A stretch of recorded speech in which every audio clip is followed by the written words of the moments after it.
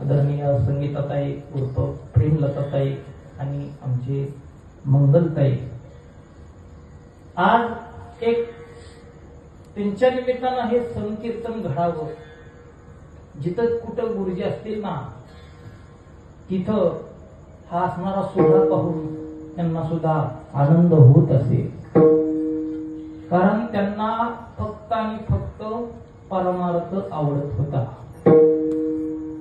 परमार्थ म्हटलं की वारी कोणतीही असो, संतांची असो किंवा माझ्या पांडुरंगाची असो, ते मुक्ताबाईंना जायचे वारीसाठी, माऊलींकडे जायचे, पंढरपूरला जायचे, सगळीकडे ते वारी म्हटलं की आदरणीय गुरुजी असायचे.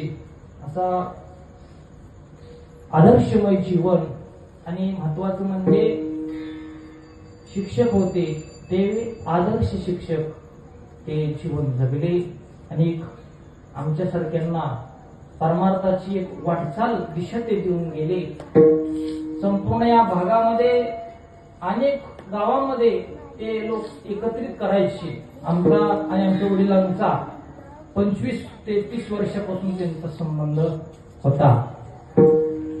आमच्या भागामध्ये आमचे वडील लोक गोळा करायचे वारीसाठी आणि या भागामध्ये गुरुजी सगळी वारकरी गोळा करायचे आणि सांभाळून सगळी लोक, म्हणजे नुसते घेऊन येत नव्हते वारीमध्ये, तर सगळे वारीमध्ये सांभाळून.